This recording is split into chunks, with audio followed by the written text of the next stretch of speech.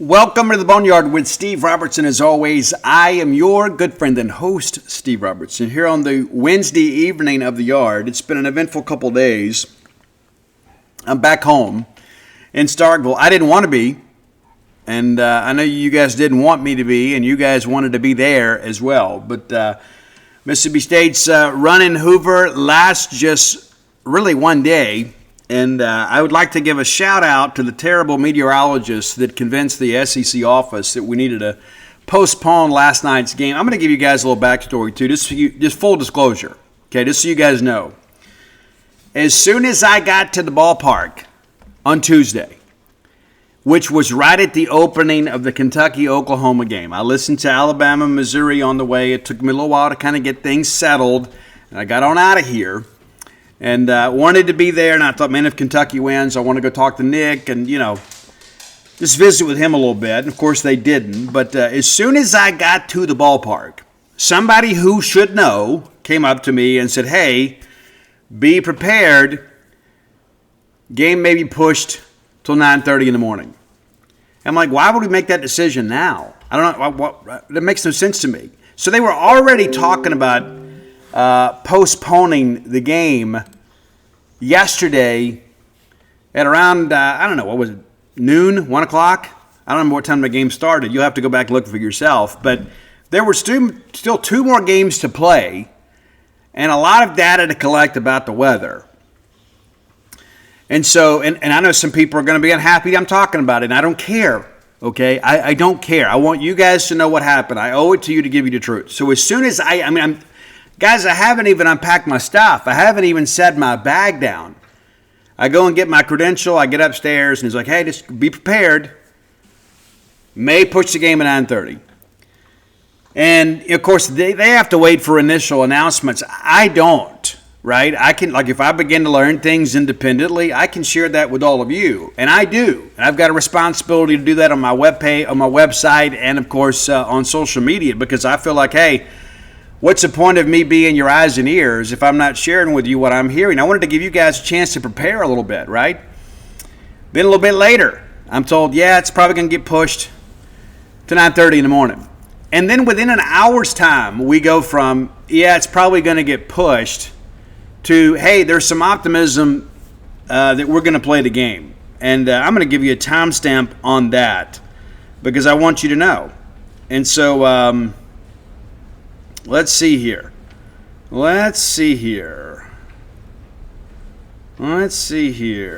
I can find this. I don't know. Let me look. I don't remember what time I sent it out. But anyway, so at 6:48 yesterday, I was informed unofficially that the game was going to be moved. The Florida game wasn't even over, right? But nevertheless, that's the case. So I guess it was around 6:05 or so. I tweeted that out, that there is some optimism we get the game in. And there were some people telling me, we really don't want to start and stop, but we also want to stay on schedule. And somebody else said, well, we've kind of got a built-in break for Thursday, so if we have to push back, we can. And so they push it back. We let you guys know as soon as we found out. And I tweeted out, waiting for official word, but that's what I'm hearing. We're pushing to 9:30. And immediately I heard from some of our Mississippi State weather people, and I mean that in the weather industry, people that were educated at Mississippi State, not somebody from Mississippi State, somebody that's a product of Mississippi State, are like, I think this is premature. And so, lo and behold, they bang the game and get up there. Sam Sklar and Robbie are up there. We're all, it was like, and Sam. I told Sam and those guys as soon as they got there, I said, "Don't be prepared. This is what I'm being told." And Sam's like, "Yeah, I guess they were right." And I said, "Yeah, it's crazy. We knew, around lunchtime yesterday that was the possibility." And my thing about that is, if that's how you felt, why make A&M and State go to all the trouble of showing up? If you had every intentions of banging the game, and of course they push it back, which enables Texas A&M to change their pitching plans. Instead of it being West and Moss, with another day, Ryan Prager goes, and that proved to be a difference. We'll talk about the game a little bit later in the show. But my whole thing about that is, if that was the plan, then it should have been executed much earlier, before so many people got in the car, made the trip over. Because we have a lot of alumni in Birmingham that showed up at Hoover to watch the Bulldogs play and then didn't get to see the Bulldogs play. And some of those people, of course, had to work today, so they missed the game. And so I don't think it was handled well, and it may have been handled with the best of intentions. When I didn't even book a hotel until I said, I want to book a hotel for the rest of the week and then get over there and let's lose the first day. So I was just going to do a day at a time. I mean, right? And so I didn't book the hotel. And so as soon as they decided to bang the game, I booked a hotel and visited a little bit. And then I get out of there after that game and, took a little time. Walked to the car with Ron Polk last night. It's kind of a chance to get his thoughts on a few things. Get to the hotel. I said, I'm going to write up a coaching update because we didn't play. And in the middle of all of it, it's like it still hadn't rained. I mean, it's like after 10 o'clock, and it still hadn't rained. We could have played. And then it rains for like 10 minutes, and there's not even hard. Like when I get there, people are trying to sell me on there may be tornadic activity. There's going to be bowling ball size hail, and it's hyperbole. It's going to be rough, Steve. You need to be prepared. And already I'm thinking, do I need to go find a hotel with a parking garage to save my vehicle? I love Ruby. I can't have her out there in the elements like that. And then we just get a little bit, about 10 minutes of rain. And so I don't like it, and I don't like it for all of you. And there's so many fans, obviously, that had plans to come watch the game. They were denied that opportunity. And so I tweeted out today the wind report, sponsored by Bad Meteorology. Dr. Brown would never, right? And it's so crazy. As I'm going along there, and some of our weather friends, some of our weather dogs out there are saying, hey, are you guys getting any rain? And I was like, no, we're not getting anything. And so it looks like that storm system has split, and it's not even going to hit Hoover. And it didn't. And listen, I get this whole thing about erring on the side of caution. I get it, especially when you've got thousands of people in a venue and there's really nowhere to retreat to. I get it. But whoever advised them on the meteorology side, I hope they weren't Mississippi State educated. And if you were, I think maybe you need a refresher course with Dr. Brown, because I understand the weather can be unpredictable. But when you have an event this big, not to mention it changed the complexity of the tournament, you made a bad decision. You made a bad decision. And no matter how well-intended that may have been, you made a bad decision. And the fact that we were already thinking about it at 1 o'clock tells me that maybe we need to open up the possibility that you were wrong. But nevertheless, here we are. Hey, let's thank our friends at Bulldog Burger Company, longtime sponsors of the show. We love Bulldog Burger Company. We have loved them from the beginning. They have loved us back. It is a very faithful relationship. They do such a great job there. Every time that you put your feet under their table, you can have high expectations because they're going to be met. Great food, great pricing, great service, great atmosphere. 3 great locations to serve you. University Drive in Stark Vegas, Gloucester Street there in Tupelo, Lake Harbor Drive in the Rich and Flowood area. Have the spring rolls as your appetizer. They'll make you and everybody around you better looking. It's on the menu. It is. In addition to that, find a great restaurant quality hamburger that suits your needs for that day. I got some friends of mine, every time they go, they order the same thing, and that's cool, whatever works for you. I like to branch out a little bit. I want to have a little bit of all of it. And I've eaten everything on the menu and have never come away disappointed. And I suspect you'll have a similar experience. Go by and check them out next time you're in town or on the way to town, right? You know it's true. And get that chocolate shake to go. You can ride that ride home with a smile. Bulldog Burger Company, the place where people go to meet. M-E-A-T. Okay, our top story. Josh Hubbard back. Not unexpected. He didn't get invited to the combine, so we knew, even when he declared, that we expected him back. And I don't fault him for going out there trying to find out what his stock is and get some feedback, find out what perhaps he needs to improve upon. One of the things, of course, Josh, not the largest in stature, right? That's part of the kind of the rub. Yeah, especially, Defending on the perimeter sometimes is tough. I mean, it is. It is what it is. But you know what a prolific scorer he is. No matter what the NBA thinks about him, we love him, and we're glad that he is coming back. One of the most prolific players in the Southeastern Conference, if not the country.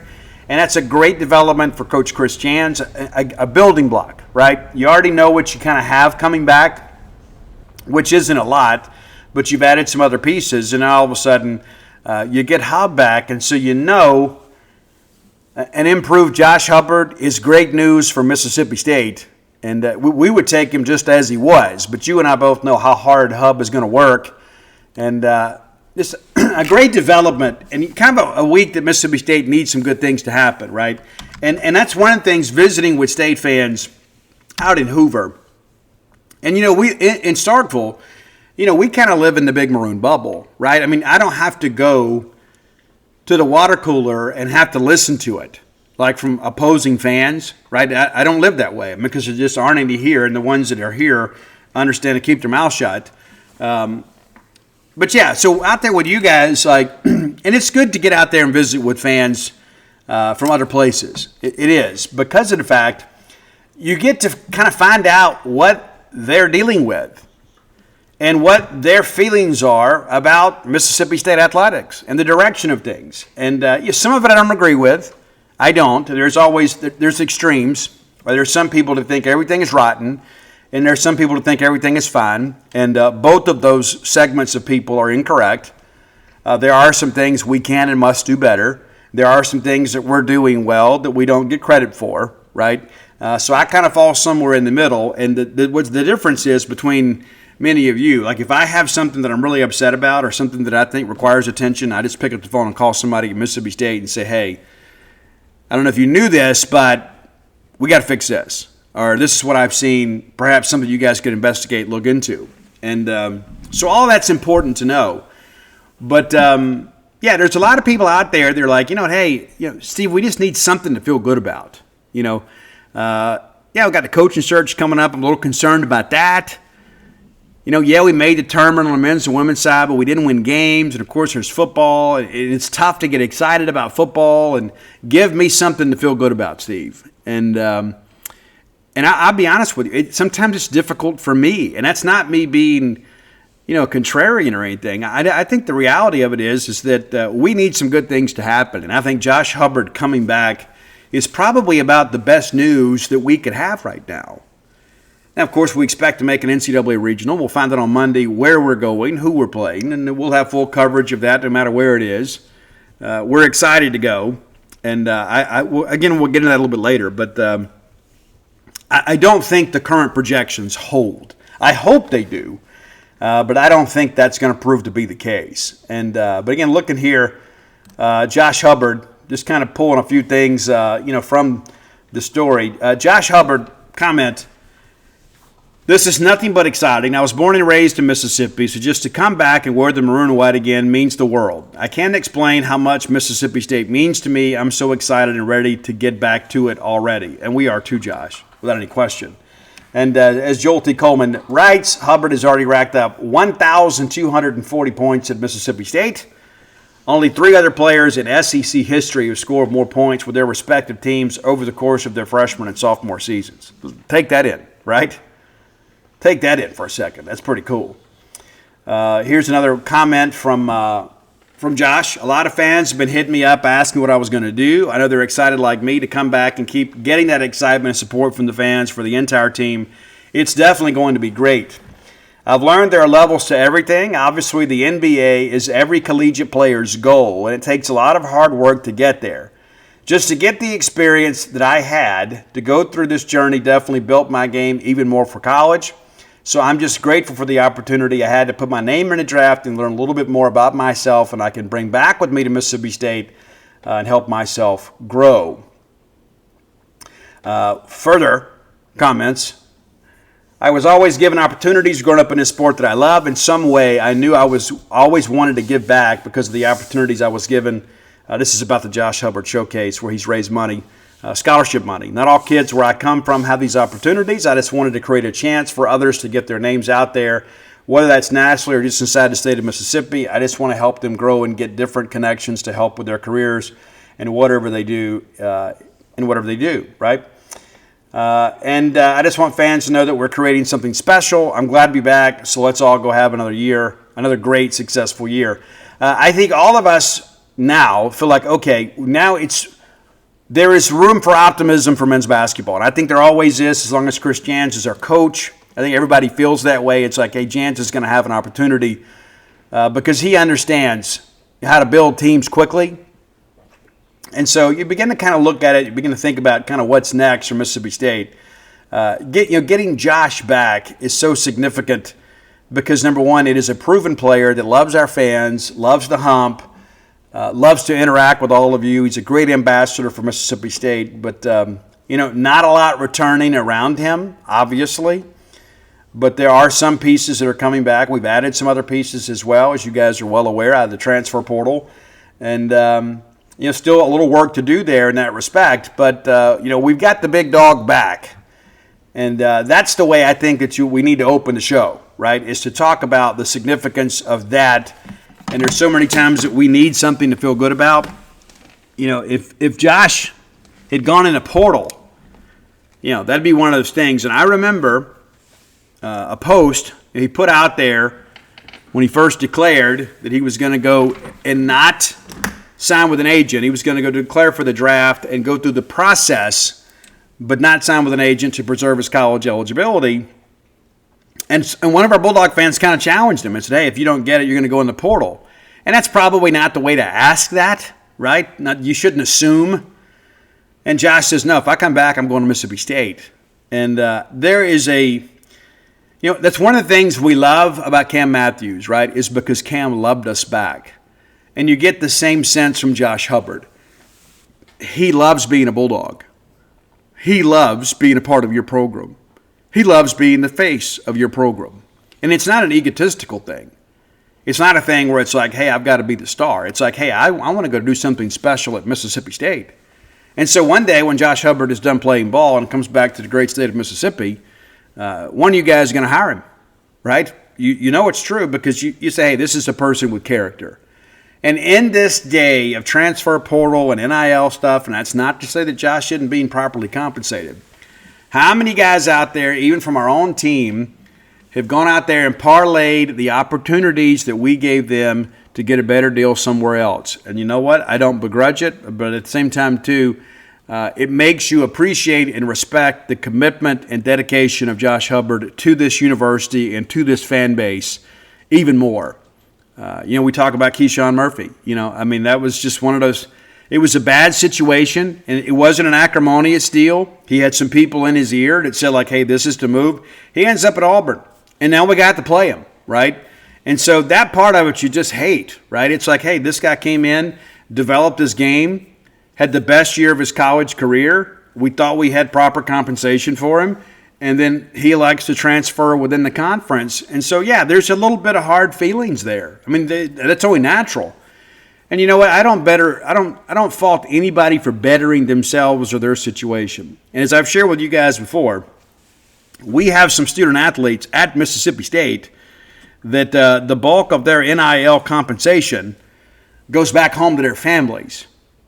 A lot of people say, oh, these guys get all these cars and, all these great vacations. And there is some of that. There is. But there's some other people out there, and there's a young man, too, that did not choose Mississippi State in football out of the portal. And we thought he was going to. And he ultimately picked another school. There was a little bit of a surprise, I guess, to some. But, we're calling him thinking he's going to commit to Mississippi State. We're, detailing out the visit. And he just was very open about it. He goes, hey, don't put it out there yet, but I'm probably going to go to school X because I've got two parents that are struggling. I've got one that is sick. I've got to go get the best NIL deal for myself and for my family. And so by not choosing Mississippi State, it's got nothing to do with Mississippi State. It is the Southeastern Conference. Coach Lebby and his staff were outstanding. However, this school is offering me a little more money, and I hoped Mississippi State would match it, but they elected not to. And that's not to say that State got, quote, outbid. Sometimes you got to make sure that you're being good stewards of your money and get enough juice for the squeeze. But this particular school, and it wasn't a significant amount of money, but it was when you're a person that doesn't have a whole lot of money, those things matter. And he's thinking, you know what, this makes it easier for my mom to pay the light bill. And so that's the other side of NIL that I don't think people see, right? And there's some of that on the basketball side. It's like, hey, they take care of themselves, but however, some of that money is going home. And so that's an important aspect of this, and my hope is a lot of people will consider that not every kid is out there just trying to get rich. There are some college kids out there that are doing what they can to help take care of their families. And that is a dynamic that I think is often lost in the discussion. Now, Josh Hubbard is not in that situation, right? Josh comes from a great family, educated. I mean, his dad's become a celebrity at the Hump. It gets fired up, man. It gets me fired up when I see him get fired up, right? I know you guys feel the same way. But I feel great about this news. I know you guys do as well. But it's probably worth celebrating. And so if you are a Bulldog tonight and you enjoy a cold beverage of the adult variety, maybe have one for your boy, because I can't. I won't. I could, but I don't. But this is worthy of your celebration. This is worthy of your attention, and certainly worthy of something to get super, super excited about. Let's just go ahead and do that. We're not going to do a player of the game, but we're going to do Close the Blair as our intro as we do our game breakdown, right? Blair Chandler, my friend, your friend, our collective friend in the mortgage industry. 24 years of experience. Get his expertise and know-how working for you. Phone number, 601-500-2344. Again, 601-500-2344. Blair is the name to know. This is one of these life hacks that people talk about, right? Because a lot of people are going to be vying for your business, and when you get ready to go buy a house, you have no idea how this process is going to work, right?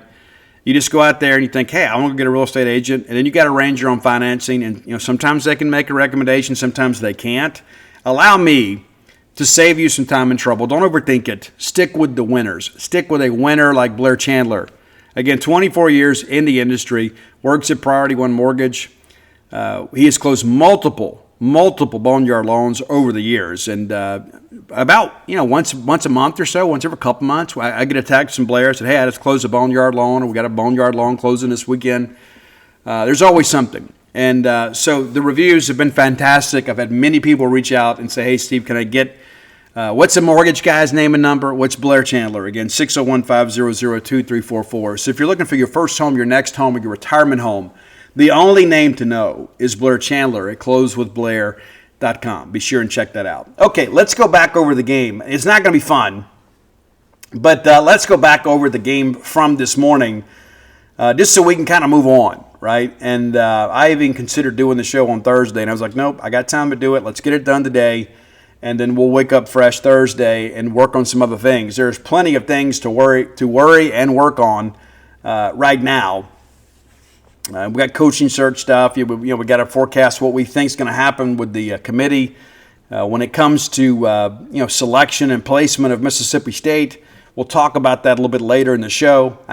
Somebody hit me up the other day and said, Steve, I enjoyed the way that you kind of explained all of this with kind of what the committee is looking for, and I had fun writing that article. But I got some resources. I reach out and I use them to all of our benefit.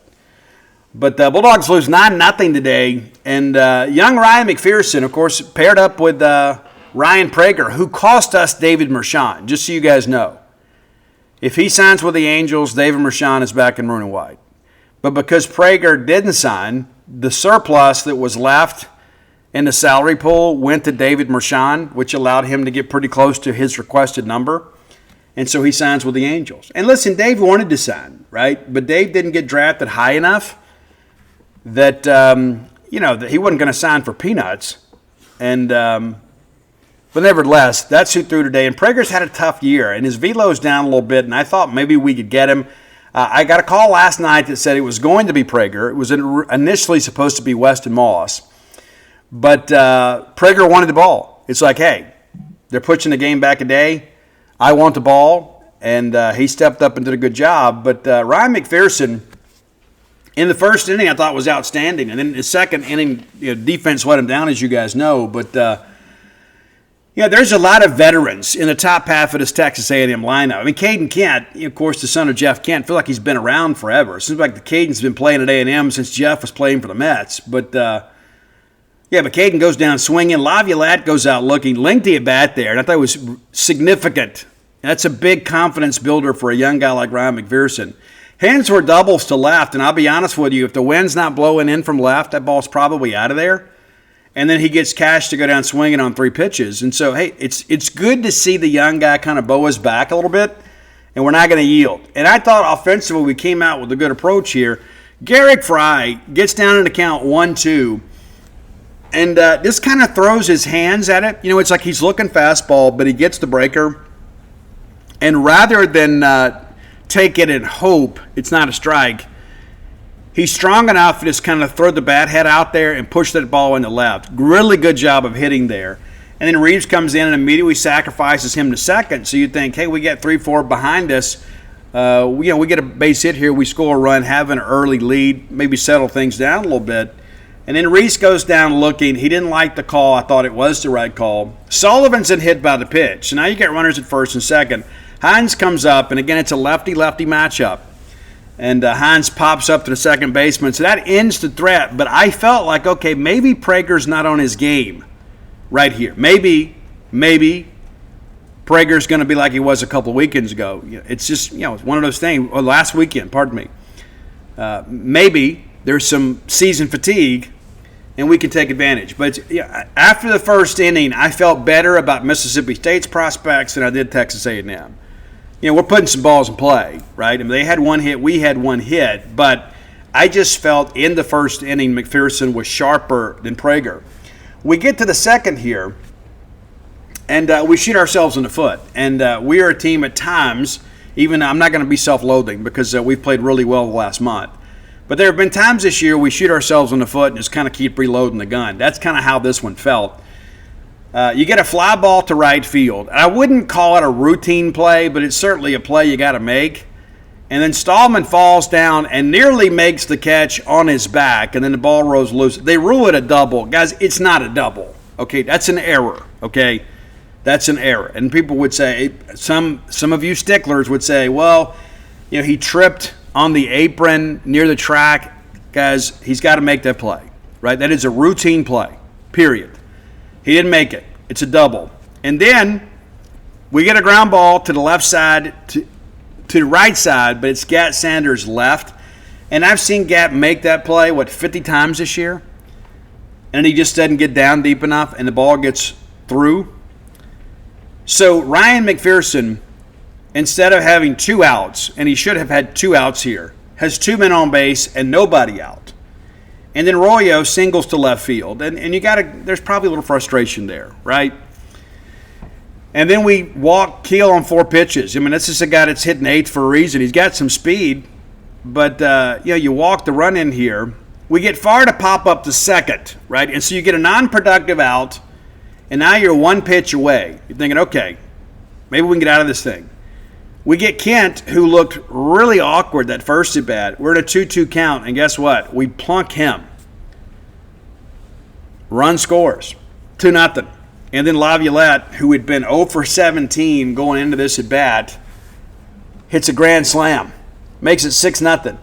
It got late early at the Hoover Met for Mississippi State. Hensler then lines out to third, Cash walks, Harrison singles to left field, his second time to bat in the inning, gets 2 hits in the inning. And then that's it. We bring in Big Ben Davis, and he gets a ground out to second. But it's a 6-0 ball game, and you're telling yourself, yes, Ron Prager's on the mound. Their bullpen has been rather leaky. We just got to get a hold here, and we got to chip away. We didn't do either one, right? And so Chance grounds out to the short, and actually a pretty good at bat by Bryce there. And then it's deep in the count. And again, in the first, I thought Prager wasn't really on his game. In the second, it was even worse. He goes full count on Bryce. We end up getting a hard hit ball to short, get an out. Stallman, full count, gets a walk. Powell, full count, and then on a 3-1 count, Let me back up. Yeah, 3-1 count here. I don't know if Joe was just fooled by the pitch. I don't think he was. I think he kind of had a predetermined motivation that I'm going to swing and try to make something happen here. And he swings at a breaking ball that really wasn't even a competitive pitch. Fouls the ball off and then goes down swinging. And then Sanders' gat lines out to short there. And so, 3 deep counts. And again, you're thinking maybe Prager's just not on his game today. And from this point forward, he was outstanding. It took him maybe 2 innings. And I thought maybe with that elongated top of the second, maybe him sitting for a while affected his command and control a little bit. But it's 6-0 here, and now we've made it through the order and just have the 1 hit there. I thought the offense really let us down. Defense hurt us in the second, but the offense really let us down today. All right, top of third, Ben Davis gives up the single to Royo. That's the second one. It was a bunt. And then it's crazy. The ball gets loose, runner takes second, and then Keel, it works like a bunt. It's a little nubber out towards third, and Ace gets there, just no play to be made. So now you've got runners on the corners, and this is your 7-8 hitters. So this isn't, Laviolette and, Grahovic and people like that of last year. This is the bottom third of the order kind of starting the rally for the second time, really. And so runners on the corners, and then Keel's still second, and you know what's going to happen. So you got runners at second and third. Farr grounds out to first. However, the run scores. It's 7-0, and then Kent flies out to center field. It's an RBI sac fly, makes it 8-0. Laviolette walks, and then Henser pops up to the pitcher.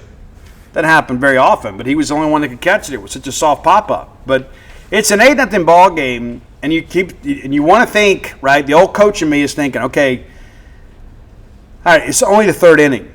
It's only the third inning.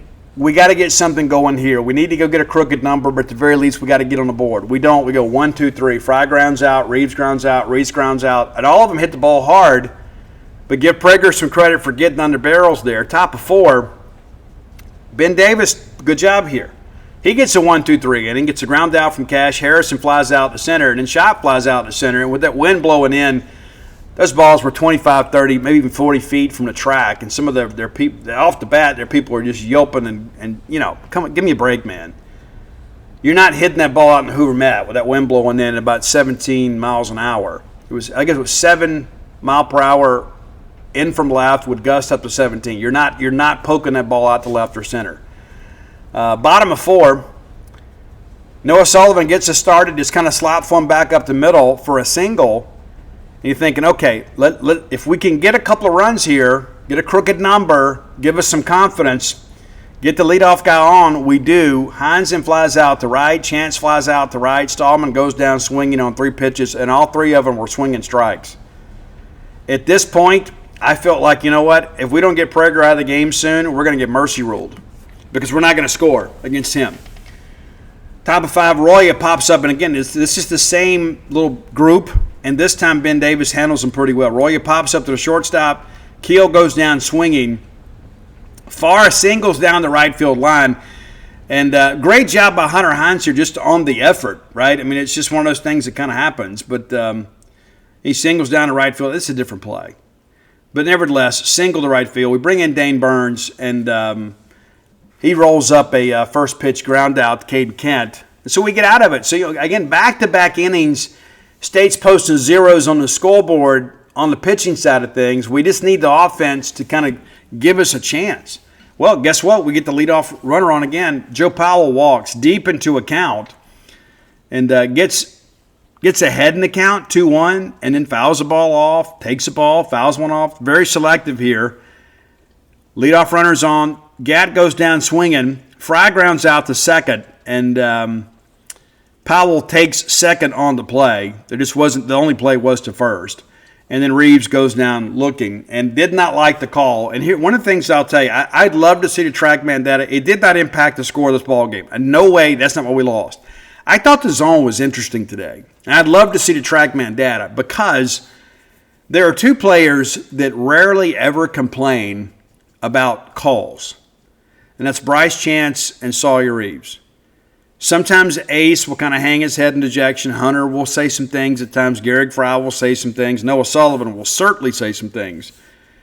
But when Bryce Chance and Sawyer Reeves are kind of chirping about calls, it kind of raises my eyebrow a little bit because those guys are usually so well composed. You don't see them show emotion over calls. They did today. And again, that's not why we lost. In no way whatsoever am I saying that. But yeah, I would be interested to see the TrackMan data on this particular official.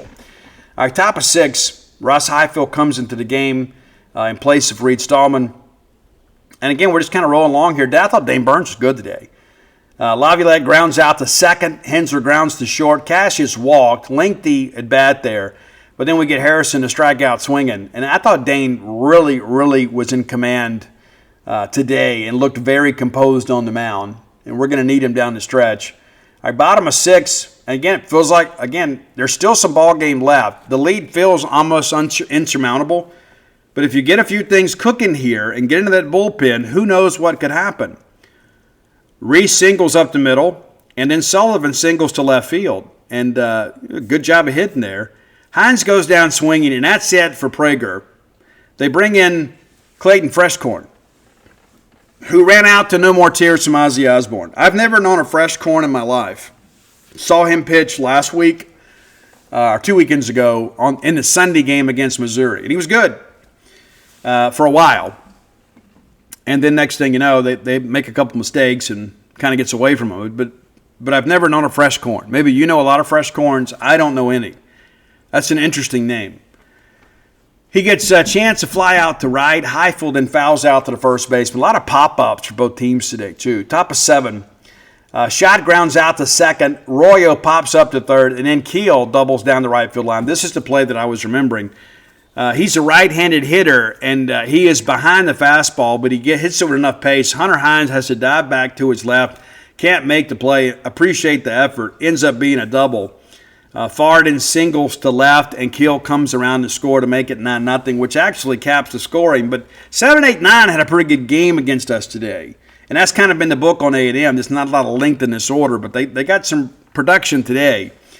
Farr still second, and then Kent strikes out swinging. Some people may not like the stolen base there. I don't mind it at all because I understand that Michael Early is trying to get the game over.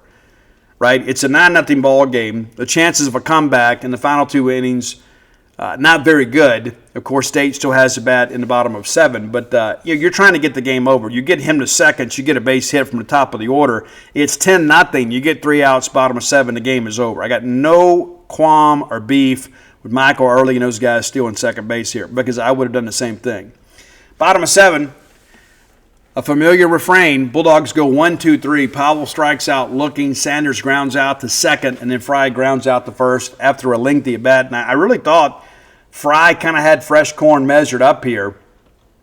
Just fouling balls off. I didn't think Freshcorn could finish him. And then we just didn't get enough of the barrel on the ball there. But top of 8, Dottie comes in. I thought Luke Dotson looked great. Great. Bullpen, for the most part, looked really good today. If there is a silver lining in all of this. Because you're setting up arms for the regional now. But he gets Laviolette to strike out swinging. That's a big win for Luke Dotson. It really is. It's a lefty-on-lefty matchup. But it's more – because, Dottie is not he's not Zach Neff, right? He's not the guy that's going to start that slider on your hip and it ends up in the other batter's box. Neff had that real big sweeper. Dottie is not that guy. Dottie's a guy that'll come right at you, and that's a big win. I mean, to get Laviolette to strike out swinging, that's a money AB, and I thought Laviolette just simply got beat throughout the at-bat.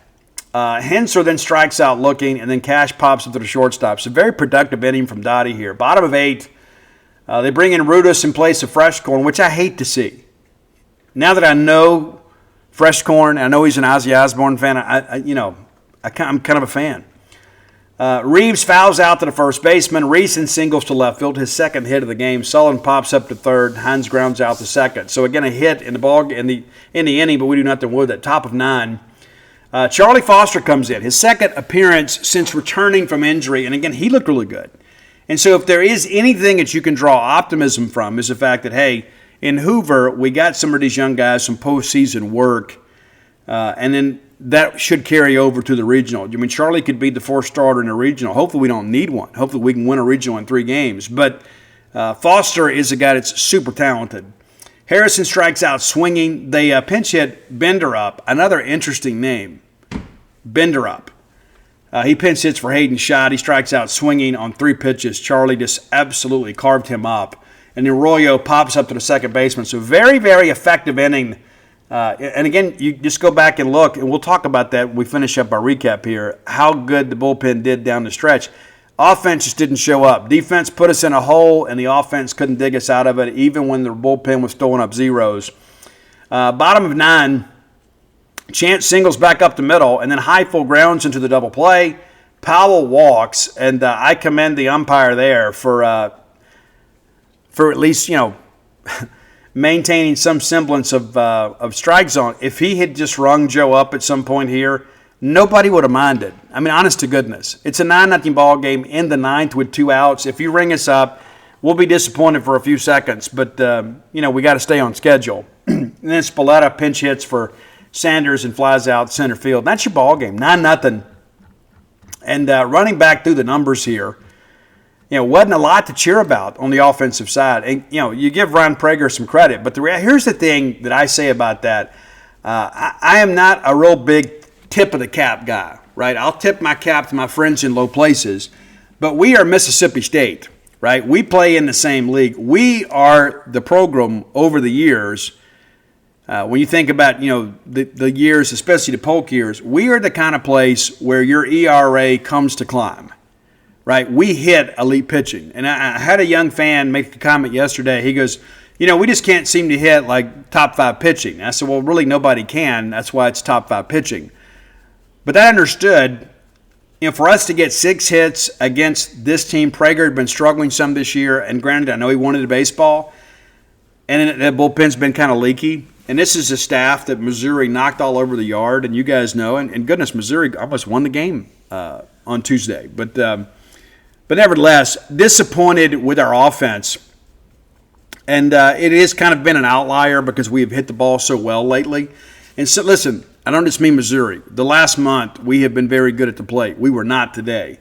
And maybe Prager just had a great day. But that bullpen looked a lot better than the numbers indicate. And I think there was some give up on us today. I think after about the middle of this ball game, I thought we took some selfish swings. Not a lot, but we took some selfish swings.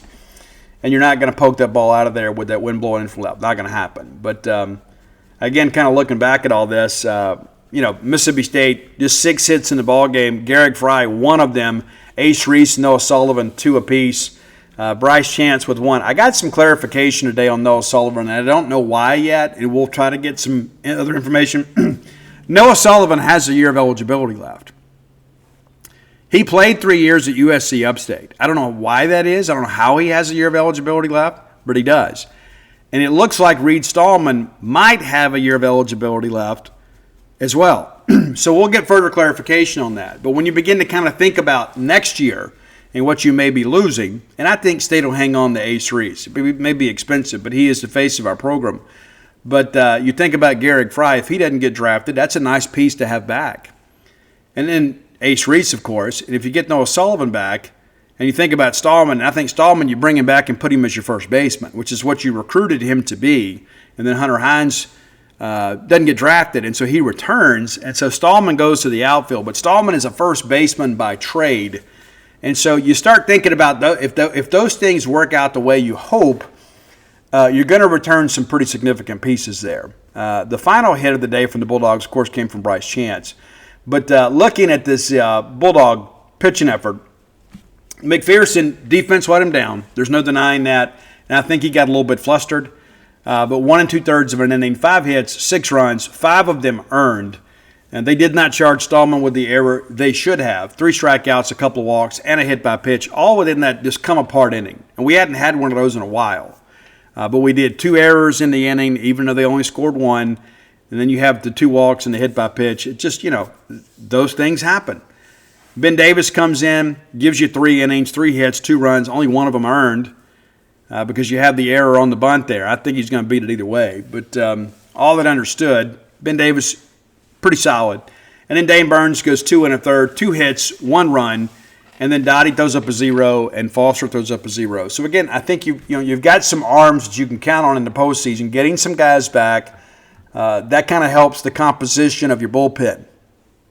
Asked specifically about Chase Hungate, Justin Parker said, just not sure yet. Just not sure yet. I was told when he went down in that ball game that he was probably looking at a couple of weeks. Well, it's been a month.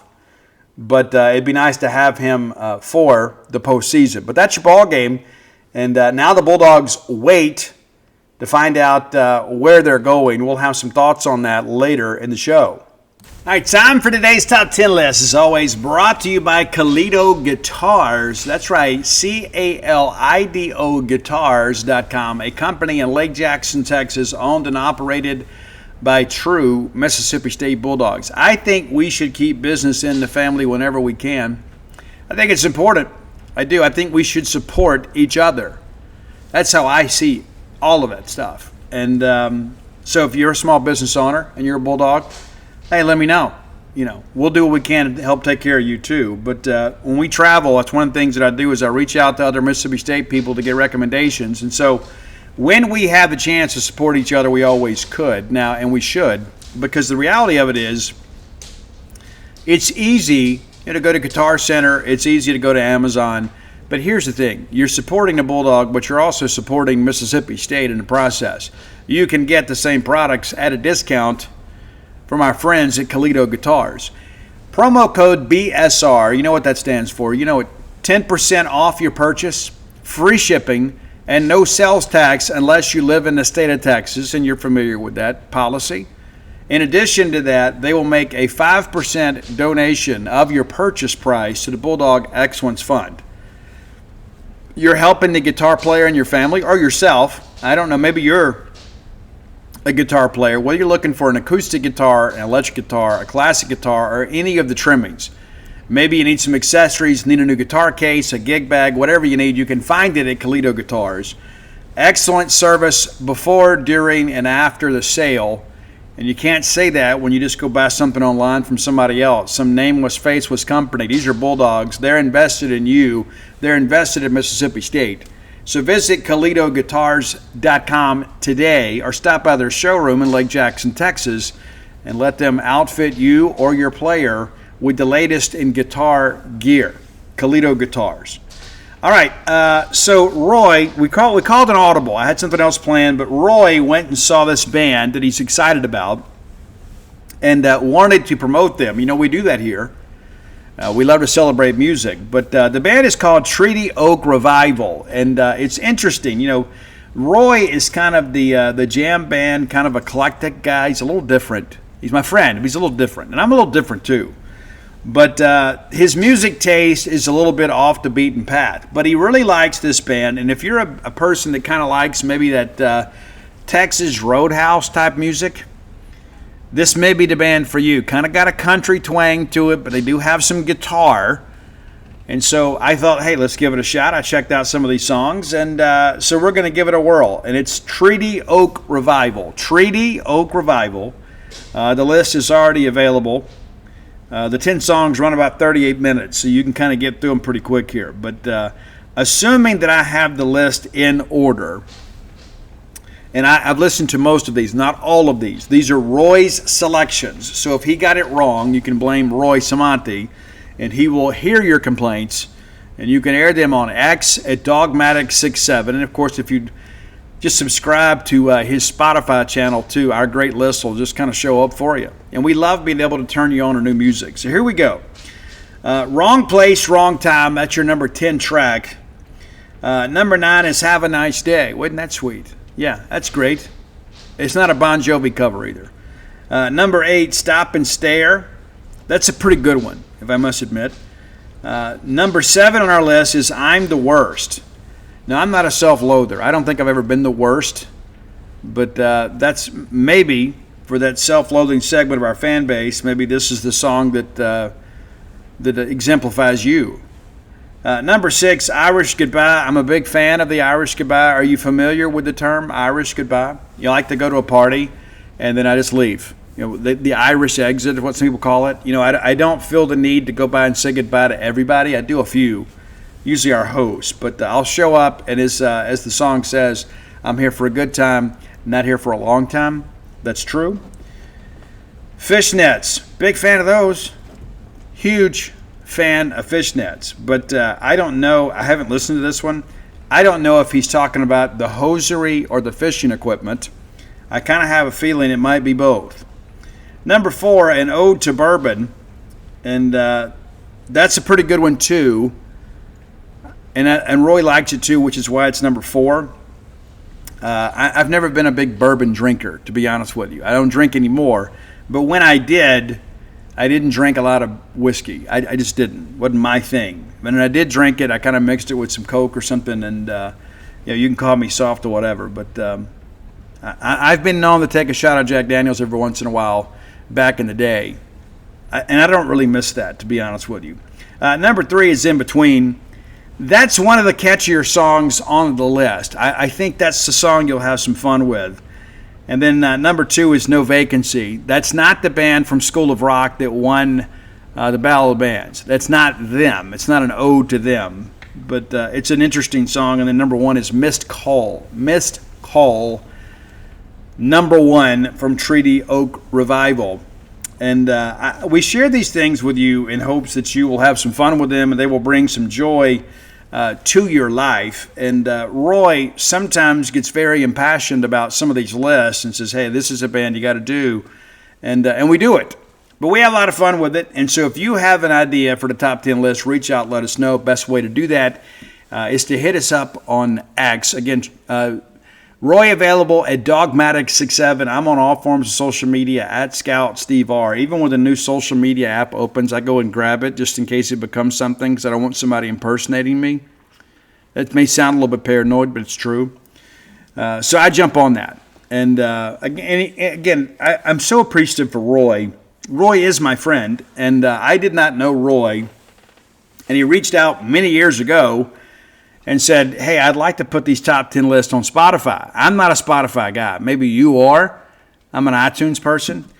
But I was like, hey, knock yourself out. He goes, I'll do it for free. And he has been very diligent. At times he gets behind. We do get caught up, and we share those lists with you. But we enjoy sharing new music with you. Still getting some great reviews from some of you about the new Sleep Token album. And I love the fact, too, for many of you, it's the first time, right? I would encourage you, again, go back and listen to some of the other catalog. The earlier stuff is heavier, to be honest with you. But I do like the fact that they're kind of that genre-bending type artists, a lot of classic piano. There's some auto-tune vocals and things like that. But it's a band, and many of you are like, you know what, Steve, I've kind of been looking for something fresh. I dig this. And, of course, the fact that they went to number 1 on the Billboard 200 is pretty cool, too. But you were a part of that. Those of you that went and listened to that, you were a part of that. You downloaded it. I think they sold 175,000 units the first week, which is big numbers in this day and time when it comes to music. But, yeah, we enjoy your request, and we get most of the requests we've already done. But as you guys have noticed, when something new happens or a band releases a new album, we'll do a revisited list and kind of update that. But it is super cool that we have some interaction and we kind of bond over music. I've got some baseball parents that told me that they listen to the Boneyard and then they listen to the top 10 list as they travel. We're all trying to get through those miles markers as quickly as we can. And we try to be just kind of a good news, interesting show. I mean, we'll tell you how it is, but I'm not the kind of person that tries to be some agent provocateur. I think I'm a talented enough writer and podcaster that I don't have to do those sorts of things, to be this alarmist or, to kind of, take shots at other people and things like that. That's not what I want to do, right? That's just not how I want to be known. Now, I've never been one to run from a tussle, you know what I'm saying? But I think there's a better use of my time and your time than that. And every so often somebody will send me something. It's like, hey, somebody tweeted this about you, or they posted this about you, or they said this about you. And let me make sure that I'm abundantly clear with this. I absolutely do not care. It means absolutely nothing to me. Nothing to me. I quit living my life for people a long, long time ago. And, everybody wants to be liked. I mean, sure. But the reality of it is I've accepted the fact that that's not going to be the case. And the longer you live, the more you understand that. And my thing about that too is, the person that posts those things anonymously, or, are they doing behind your back? You don't have to worry about those people, right? You just don't. I have more respect for those people that are willing to say it to your face. And one of the things that I have learned about life, I'm a fan of the uncomfortable conversation because they're really not uncomfortable for me, right? And, I had the opportunity here, some time ago to sit down with somebody that has had a beef with me for a long time. And I was like, I just want you to say whatever is on your mind without fear of reprisal. And part of that is because I'm trying to help unburden somebody to better a situation. You understand what I'm saying? And if they have to say some things that may some people consider unpleasant, that's fine. Because it's more important to me to have peace than to have beef. I'm not going to live my life in this perpetual state of acrimony. It's just not important to me. What do you win? And that's one of the things that it's so interesting to me. I got some people that that's how they get engagement. They take some shot at me or whatever, and I guess they just need a friend. We'll have a Coke and a smile because it's not bothering me. In order for your opinion to have to impact me, I'd have to value your opinion. And so when people out there are doing things anonymously or behind my back or whatever, just to curry favor with somebody else, just to be able to kind of get some attention to themselves. And it's like, well, I'm sure he'll find out about this. And sometimes I do. And I can assure you that the dirt on the bottom of my Timberlands means more to me than that sort of stuff. It just simply is not important. It's just not important. And so I'm just not going to get on here and waste my time and your valuable time talking about things that are unimportant. And what we deal with is sports and music and kind of what's going on in Starkville. And some people would say, well, the whole show is kind of, about things that maybe aren't as important, but they're important to our listeners. But no, I can assure you that, somebody says, hey, well, somebody said this. Well, good for them. They can come say it to my face. And I'm happy to have a discussion with them. But I'm not going to get up in arms and be concerned and sit around and in a state of worry because somebody doesn't like me. I don't like everybody either. I just don't go out there and make these public comments or make public posts about that sort of stuff. If I've got beef with you, you can rest assured. If I'm concerned enough to repair the relationship, I will.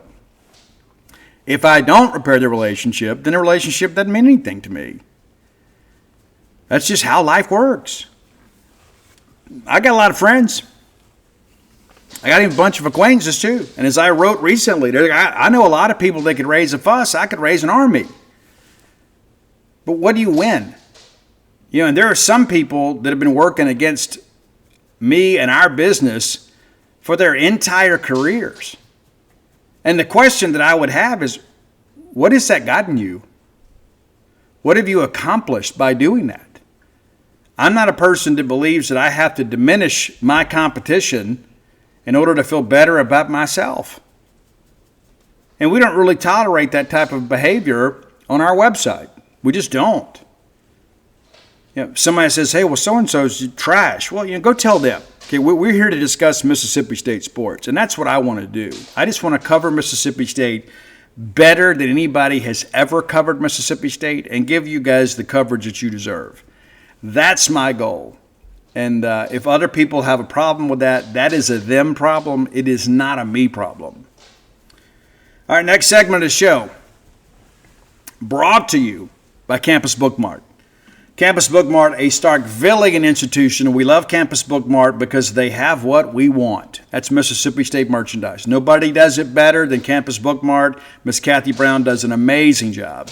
Absolutely amazing job. Finding new and fresh things that you're going to love. Go by and see their smiling faces next time you're in town. You'll be glad you did. Get some new gear, some new apparel, some things to detail out your fan cave. There's just so much that you can do. And, you think, hey, I want to win the lottery so I can go in there and just kind of buy out Campus Bookmart. And, maybe you will. But rather than give your business to some, online company that doesn't have any connection to Mississippi State, I'm going to advise you not to do that. I'm going to advise you to support a great Starkville business, a Starkville institution, Campus Bookmart. And if you can't make it to town, we'd still love for you to support a Starkville business. Visit them online at campusbookmart.net. And by being a Below Your Boneyard listener, we'll give you a phrase that pays, and that is BSR, which stands for Beautiful Steve Robertson. That gets you free shipping on all orders over $75. Any order less than 75 bones, absolutely incomplete. Again, that's Campus Bookmart. Okay, let's take a quick look at the SEC Tournament bracket. And I'm going to kind of tell you, what I think has happened and how it impacts us and maybe perhaps the selections of the conference. And it's so interesting, too. The way this thing is kind of carving itself out, that I think we certainly have 12 teams in a tournament. I think Kentucky could be 13. I think them losing yesterday was very significant, but you never know what else is going to happen around the country. Like Boston College beat Notre Dame last night. Notre Dame, a bubble team. Maybe that opens up a pathway for Kentucky. Maybe. But Alabama beats Missouri in that first game. And, guys, if you listen to that game or watch that game, you know as well as I do, Missouri came to play. They really did. Horn comes out there, has the 5 walks. He pitched pretty well, but kind of struggled to command some things. They bring in Liebert afterwards and really did his job. But, man, Missouri had so many things kind of go against them. They strand 2 in the 7th, 2 in the 8th, and 3 in the 9th. And give Will Hodo, Mississippi native Will Hodo, first baseman of Alabama, some credit. He makes an error that loads the bases. He throws the ball to second, hits a runner in the back. Bases loaded. And then the next hitter up just absolutely hits an absolute seed that seems to be destined for right field. Hodo lays out full extension and makes the catch for the second out. If that ball gets through, couple runs are going to score. It's 4-3, and you've got at least runners on the corners with less than 2 outs. A routine sac fly ties the game. That's how significant that play was. And they pitched some bullpen arms to win that game, but nevertheless, Alabama eliminates Missouri. I had a chance to speak to Carrick Jackson and Jackson Lovich after the game as I got there, and big fan of Jackson Lovich, and I told him. And I'm not going to tell you everything I told him because that kind of stuff is private. But I let him know how impressed and how much respect I had for him for playing as hard as he did on a team that was really challenged this year. It was a difficult year for the team, but he went out there and played with dignity and respect for the game. And I think that will serve him well in the draft. Those things I think are important. Those are good messages for us to share. And so, of course, Alabama advances to play Tennessee. We'll skip down before we get to that, our Day 2 coverage. Oklahoma and Kentucky. I told you guys I felt like Kentucky was a bubble team. We've got 3 wins over Kentucky and 1 win over Oklahoma. I really want Kentucky to get in because I think maybe that keeps us east of the Mississippi because there's going to be some teams in the SEC that have to go west. So if Kentucky gets in, it's probably Oklahoma and Kentucky. If Kentucky doesn't get in, it perhaps is Mississippi State and Oklahoma. But Oklahoma wins the game and eliminates Kentucky, and then Oklahoma advances. Florida and South Carolina, it really wasn't much of a game, as you guys are well aware. It was not a game that really mattered. And a lot of discussion about South Carolina, they want to keep Paul Maneri. But I had somebody tell me this thing may not be over because we're expecting pretty much a mass exodus out of Columbia when the transfer portal opens. There's going to be a lot of players leave that team. And you got to begin to wonder then, does Paul Maneri just say, hey, maybe this isn't going to work out? I don't know. Because they don't have the money to go out. They have not allocated enough resources to go out there and procure a new roster. And so then you're looking at another year kind of similar to this. And I don't know that anybody is prepared for that. Of course, Mississippi State and Texas A&M get postponed until this morning. You already know all about that game. But Yeah, it's been interesting. Alabama and Tennessee, that game was ongoing as I left. And give Alabama some credit for not giving up. But it's so interesting how a game can change. It felt like Tennessee was just in control here. And after 4 innings of play, it's 5-1. And then, lo and behold, Tennessee a chance to get off the field. The second baseman throws the ball to first before he's even set up. And next thing you know, the floodgates open. Alabama puts up a 5 spot to take a 6-5 lead. Tennessee comes back and ties it in the bottom of 5, and I'm thinking, man, Alabama, great RPI. They beat Tennessee, and again, I think Tennessee is a tough hosting opportunity, losing 5 series in a row. They make a run in this tournament. People may rethink it. But I thought, hey, this may, again, make the situation a little easier for the committee to kind of figure out who's the last hosting spot for the SEC. And I don't know that Tennessee beating Alabama helps that, because Tennessee does go on to win 15-10. Alabama with 4 runs there in the ninth to make it a little more interesting. And Richie Bonamalo had that big hit to give Alabama the lead with 2 outs, slapped a double into left center. I thought that ball was going to get all the way to the wall. And that drives in 2 runs. But nevertheless, Tennessee wins the game. As we're recording right now, and this game may go final before we're done, Oklahoma on the verge of eliminating Georgia. It is a 3-2 ball game in the ninth. Oklahoma is still hitting right now. And again, what is it about this Georgia offense that doesn't play well on the road? I'm not accusing anybody of anything, but it is something that is worth discussion. Georgia offense simply doesn't travel. And, of course, you've got the big ballpark at Hoover. And so a ball that's out at Foley, and their big slogan these days is feed the trees. Are you familiar with that? Do you remember that band Belly from the 90s? You get your hands up, boy, as I feed the tree. That's what it reminds me of. But Georgia gets up 1-0. Oklahoma ties it there in the 4th, and then 2 big runs there in the 6th that allowed a little separation for Oklahoma. And Kyson Witherspoon goes 7 2/3 of an inning in this ball game. And Kyson, without a doubt, one of the best pitchers in the Southeastern Conference, and we own a win against him. Georgia scores 1 in the 8th, and we'll see what happens here in the bottom of 9. If this game ends before we get done, and I don't suspect that it will, we'll update you. But the nightcap, a game that many of you are excited to see, is Florida versus Ole Miss. I think this is a loser leaves town match in more ways than one. Obviously, the loser is eliminated from the SEC tournament, but I think the loser is also eliminated from the hosting discussion. There are some people that think Ole Miss is going to host. I'm not so sure. I don't believe so right now. Should they beat Florida, who may be the second hottest team in the country, but certainly the hottest in the conference? Southern Miss playing exceptionally well right now. A lot of belief in that team, and there's a lot of people that think Southern Miss may host. We're going to talk about some of that stuff in the final segment of the show.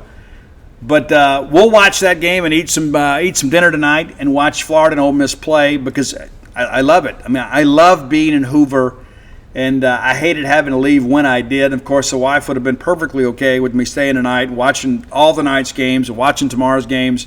But we've got so much going on, and again, I may have to take a trip out west next week. So there's some things around here I got to do in order to stay married. It's not never that tenuous, but you understand my point. You don't want to leave everything to her. So we'll enjoy watching that game together tonight. And then, again, you kind of look ahead to tomorrow. And, again, some games still kind of, being determined. So the schedule tomorrow that we know of now, the 11 a.m. game, Texas A&M versus Auburn, and then Tennessee versus Texas. And so then, we'll see how things go. Vanderbilt awaits the winner of Game 6. And so just to kind of make sure that we're in a good spot here. I don't know what side of the box score that is. Let me look real quick. Let me just look at the bracket. There's no point in us speculating when the bracket is right there available for us. Vanderbilt will play the winner of Oklahoma, Georgia. And then Arkansas plays the winner of Florida, Ole Miss. So a couple big games coming up that could be very important. And then Texas A&M and Auburn, the winner of that game tomorrow will advance to play LSU on Friday. So, interesting. We got baseball. That's one thing tomorrow that I look forward to doing, even though I would love to be in Hoover, is we'll get up and write a couple things, and then we'll watch college baseball much of the day. And I love watching other teams. And that's what my wife told me today when I got everything done. She goes, well, now you can just kind of enjoy some baseball. And Alabama and Tennessee were playing, and I was like, yeah, this is a game I really want to see. And then I decided I want to get out of there and beat the traffic and get back and get this show up before it gets too late for you guys. But many of you, of course, will be listening on Thursday. So some of these games will be final by then, and you'll already know. Yeah, it's a great time in Hoover. If you've never been, let me encourage you to go. Okay? And one of the things that I love about Hoover, and Jason Crowder and I spoke about this yesterday on the air on his show, is you can kind of turn the kids loose, right? I mean, we talk about the feral kids of Hoover, and they all go out there on that big SEC hill, and they chase foul balls and things of that nature, and they meet new friends, and you get all these kids out there wearing, their school colors, and everybody is represented. And I remember, getting there yesterday as I'm walking up, I think everybody but Missouri was represented on the hill. Like, there were kids from 15 different schools out there enjoying each other at the SEC tournament. And everybody, for the most part, is happy to be there. It's not quite like going to Omaha in that regard. And if you've never been to the College World Series, you can't fully appreciate what I'm saying. But when you go to the College World Series, and those of you that have been know this, everybody there is happy. And there will be fans from 50 schools that will be there, people that just love college baseball. Their team may not even be playing, but they've always wanted to make a pilgrimage to Omaha and go enjoy the College World Series. And they do such a great job. The city of Omaha does a great job. They do a great job at the ballpark. But everybody there has a sense of joy. And it's kind of like going to Disney World, right, where everybody's just happy and things are done well. And so I encourage you to get to Omaha, and there's something special about watching your team run onto that field in Omaha that does something to you. The SEC tournament's not quite as dramatic, but it's kind of a celebration of college baseball. And it's a chance, it's kind of like the only family reunion that we have in the spring for SEC teams. If you've been to the SEC men's and women's basketball tournament, things run kind of frenetically. It's not as social, right? And that's not to say you shouldn't go to those. You absolutely should. But when you go to the baseball tournament, there's a lot more visiting that goes on. You get to visit with other fans, talk about their team. And the people that go are legit baseball fans, right? People that love the game. They love the conference. They love the league. And I think that's an important aspect of it, too. So, it's if you love baseball, you owe it to yourself to go over to Hoover next year and enjoy the SEC baseball tournament. Final segment of the show brought to you by the Stark Vegas Clubhouse, the best place to stay in the Golden Triangle without fail. Google the Stark Vegas Clubhouse. When you do, their Facebook page auto-populates. You get the opportunity to peruse all the amenities available to you and your guest. The full-service kitchen, the wet bar, the great back porch area, the fire pit area, and conversations around the fire are just more meaningful. I don't make the rules. I'm just here to live by them. 6-bedroom, 2, soon-to-be 3-bath. How many times do we say it? We need to get together more often, but then we never do. Be the linchpin within your friend and family group. You make the plans. Go ahead and check availability with the Stark Vegas Clubhouse, and then you begin to make the calls and say, hey, here is what we're going to do. Whether it's a college roommate reunion or perhaps a girls' weekend, a guys' weekend, family weekend, we stayed there for New Year's and had a great time. We'll do it again soon, probably do it for New Year's again. It was so nice to have everybody under one roof, watch a little football, just kind of enjoy life together. And those memories are very meaningful to me because the older I get, the more difficult it is to get all of my kids together. And I love having all of them together and seeing them interact and have a chance to enjoy each other. There's only so much love in the fam chat, right? You've got to be able to get out there and lay hands on one another and just kind of enjoy being with each other because you don't get those chances. I mean, those chances become fleeting later in life. So you owe it to mom and dad to me, put a great trip together and say, Mom and Dad, hey, you guys don't have to worry about anything. Me and my siblings are going to pay for this, and we're going to get everybody together, all the grandkids, all the kids. Everybody's going to be there together. We'll play board games, watch TV, whatever. So when you Google the Stark Vegas Clubhouse, their Facebook page auto-populates along with some booking options. You can do Airbnb or VRBO, completely up to you. But if you want to save some cash, I can help you. Book through the Evolve website and use promo code BSR10. That's BSR10. Get you 10% off your stay. Just by listening to this show, you're saving some money. All right. There will be a lot of projections that come up here in the next week. And there's a lot of baseball left to be played around the country that could impact Mississippi State. If I had to call it today, I think we're heading out west. And you said, but Steve, D1 Baseball is saying this. And that's right. They're kind of projecting that Southern Miss will ultimately be a host, and either State or Ole Miss will be there as a two. I agree with that if Southern Miss gets to host. And momentum means a big deal to the committee. It really does. I'm rooting for a Southern Miss regional that includes us. I think it'd be great. I think it's a good chance for us to go down there and win that series. And listen, they're playing well. Don't get me wrong. I'm not going to disrespect those guys. They're playing exceptionally well. But there's going to be a couple teams in the SEC go west because there's not going to be enough teams in the West to fill out those brackets. Now, the question kind of becomes, how many brackets end up on the West Coast?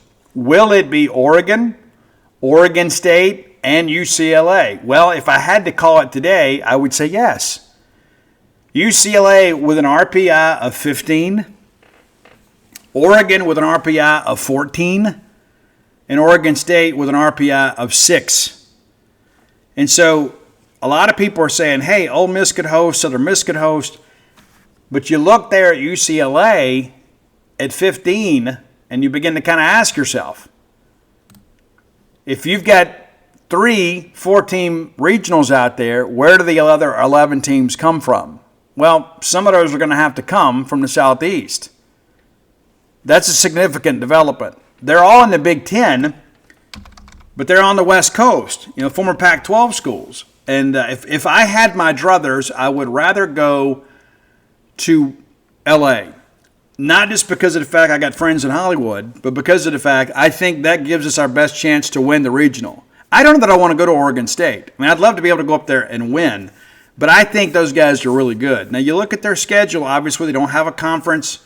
There's a lot that goes with that, and there's some people that think Oregon State will be a top 8 national seed. And then you kind of wonder, do you pair up the Oregon State and the Oregon Regional? Right? That's significant, right? What do we do about that? Is UCLA paired up with a TCU Regional?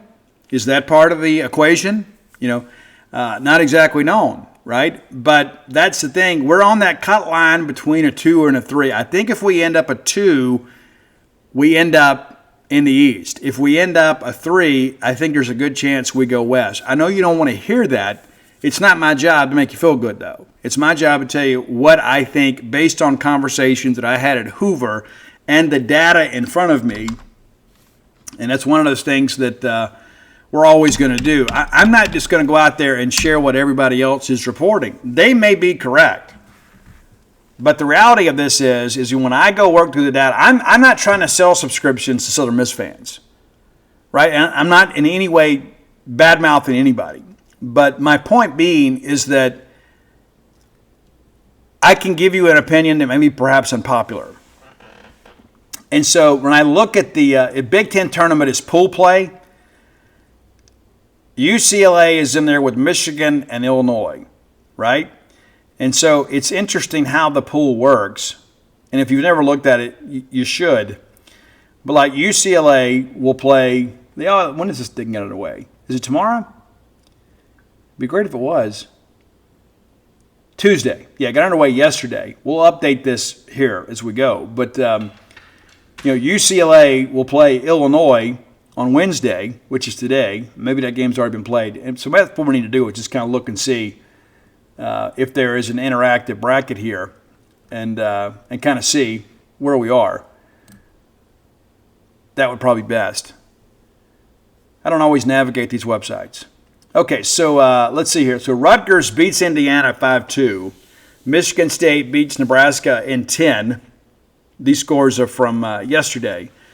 So UCLA wins today over Illinois 8-6, keeping their hopes of hosting alive. Penn State beats Washington 5-3, and then Rutgers and Iowa play tonight. Now, UCLA will play Michigan tomorrow morning. And so, again, you begin to look at the RPI and you begin to kind of ask yourself, it's like, okay, so let's just kind of run it down as best we can. Give you our educated guesses for today. And, of course, this is based on the data available right now before all these games are final. We still believe the SEC will get 5 top 8 national seeds. And, again, it's crazy to think that Auburn, with a number 2 RPI and a number 1 SOS, won't be one of them. But that's what happens when you finish, 6th in the league. Georgia, Vanderbilt, Texas, Arkansas, LSU, I believe those are the teams that get the top 8 national seeds from the SEC. Now, you think Auburn swept LSU. And I think of the SEC teams that are getting those designations, LSU may be the weakest.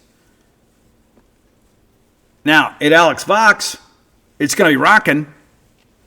They'll probably win, but they got a non-conference SOS of 221. Texas, despite the fact they may be the number 1 team in the tournament, they got a non-conference SOS of 203. And the non-conference SOS is a talking point among committee members when they're discussing Power 4 teams. But so we'll get 5, and you think, okay, well, how do you fill the rest of these out? Well, I think Oregon State is going to be a top 8. And then you look at this and say, okay, what about North Carolina? They could be there too. And then Clemson. But I wonder, Coastal Carolina's got an RPI of 10. Does Coastal slip in there as the 8? And again, 5 from the SEC, 2 from the ACC, and then 1 from the Sun Belt. Could be interesting. Of course, Oregon State's an independent. But again, you just kind of run this thing down here. Does Coastal slip in? Does the committee decide to have that grow the game mentality and let's throw Coastal a bone? Those guys have been incredible, 26-4 in their league. Don't get me wrong. But that's significant. So all of those teams in the top 10, every one of those, including Auburn, is going to host. Without any question. I think that's the easiest discussion that you can have. The top 10 teams in the RPI will all host. Georgia, Auburn, Vanderbilt, Texas, Arkansas, Oregon State, North Carolina, LSU, Clemson, Coastal Carolina. So that gives you 10 right out of the gate. So you have 6 left to work with. 6. If you go straight RPI, it'd be Alabama, Tennessee, Florida, Oregon, UCLA, and Florida State. Does that make a lot of sense? Well, I think it does to me, but it may not to the committee, because then you start thinking about, well, wait a minute now. Wait just a minute here. How many SEC teams are we going to allow to host? That becomes the big question. I think there's 7. I think we'll get 7. And again, Georgia, Auburn, Vanderbilt, Texas, Arkansas. That's 5 right out of the gate. LSU is 6. And then you start thinking about Alabama, Tennessee, Florida, Ole Miss. And I think even though Ole Miss beat Florida head-to-head, Florida's 6 spots ahead of them in the RPI. And again, momentum. You look at the other metrics other than head-to-head, Florida's got a better overall record. They have a better strength of schedule. They have a better non-con strength of schedule, significantly. And so if Florida beats Ole Miss tonight, I think you got a real good chance of Florida hosting. And I'm still curious to see kind of what happens here with this Alabama-Tennessee thing. Now that Alabama has lost, I think that removes them from the equation, even with an RPI of 11, because I think there's some teams kind of right behind them that'll bump ahead of them in the final RPI. But all of that, I think, is significant. Now, Southern Miss has an RPI of 21. And again, they also have a representative on the committee. So that's a factor to consider too. I just am not sure that the committee is going to give the Sun Belt 2 hosting opportunities when there are so many other SEC teams and ACC teams that are in better standing. Because you look at Georgia Tech. Georgia Tech wins the ACC, RPI of 20. So you're going to give a hosting spot to North Carolina and Clemson, but not the league champion? Those are questions that they got to figure out. And so when I think about, where Georgia Tech is, they may be a surprise host spot too. And, of course, the more you have in the East that are non-SEC, the better chance we have, because they're not going to put an SEC team in an SEC regional. Mississippi State's not going to go play a regional at Alabama or Tennessee, or those are the rules. And so there's just not a lot on the East. But then when you begin to think about the more host spots we get, that's less SEC road teams you have to place.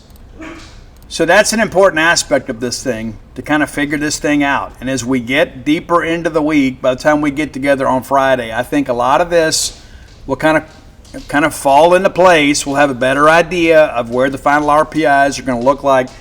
And one of the things that I can tell you really with confidence is what happens on Sunday really doesn't change anything. It really doesn't, because typically by that point, unless there's like a bid stealer, and they'll have bracket A or bracket B to kind of accommodate that, there's just not a lot of things that are going to be learned on Sunday. So by the time we get there, other than the announcements, we'll have a pretty good idea, maybe as early as Friday, but certainly by the time we get together Monday morning. And what we may do is just wait and do the Monday show after the bracket comes out. As a matter of fact, I think that's the way to go. But you never know. I may sneak in another show. I owe you a couple shows anyway. Because today is Wednesday. You never know this weekend, as things develop, we may just do like a mini show and kind of update you on things that we're hearing about all of that. Of course, I'll have an update in the morning about the Mississippi State coaching search over at genespage.com. Posted one last night. I've got some information I'm just trying to confirm. There is a candidate out there that some people have kind of suggested as a priority candidate for us. I've got some information that individual hasn't even been contacted about the job.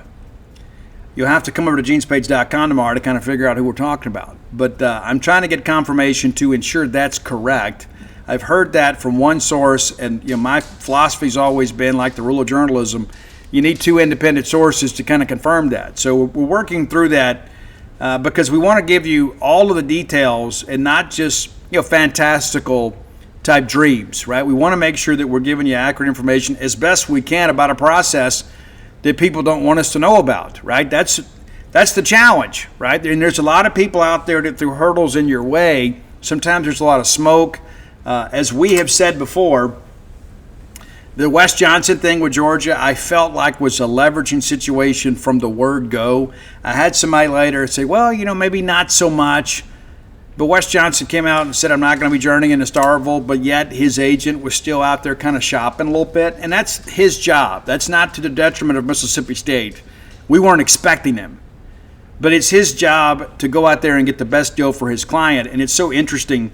I'm in the kind of the media control room at Hoover today talking to Ben Beatty. And the Georgia AD says, the Georgia SID says, we need to get that release out and get it on the crawl about Wes Johnson signing an extension. I said, that happened today. He goes, yeah. I said, well, trust me, it's not a surprise to us. And he kind of laughed at that. But there were some people out there in the very beginning of the search that said, Wes Johnson's going to be a candidate. And that's what happens. A lot of times initial hot boards, we try to make ours as inclusive as possible based on things that make sense, right? And there's going to be obvious candidates. But from the beginning, we have said we didn't think Wes Johnson was going to come. Some other people out there tried to suggest otherwise. But again, there's a lot of people that are kind of venturing into the college baseball world for the first time. And, we feel like we've got a better beat on things. But the reality of it is at this point, we don't know who we're going to hire. And that's important to understand. I'm telling you right now, if I thought we already had a candidate lined up, even if I didn't know the name, I would tell you. I spoke with somebody today that told me we're not sure yet what we're going to do. We're still working through the process. So this Wes Johnson news was expected. It's not bad news for Mississippi State. Not that I don't think Wes would have done a good job at Mississippi State. He was not a candidate that we were expecting to take the job. So we're not back at square one by any stretch of the imagination. I think it's important you know that. Go to DutyNobleBook.com and you can get a copy of all of my sports titles and the memoir When the Bottom Falls. Be sure and check those out. You can get signed copies. directly from the website or from great bookstores all around the great state of Mississippi. If you're interested in carrying the books, you can contact the website. They can accommodate you with that too. Come float with us at True Rest Float Spa of Starkville. Father's Day is coming out. We've had an incredible couple of weeks. Thank you guys so much from the bottom of my heart. You've made my wife exceptionally happy. Dial 662-268-7601 to get more information or to schedule, or you can download the True Rest Float Spa app and schedule online. And that has become a much more frequent thing here as of late. And come join us over at genespage.com, the home for the best Mississippi State coverage in the history of the universe. Until next time, let's all live our lives in a way we make more friends than enemies, and people can see a difference in the way we live.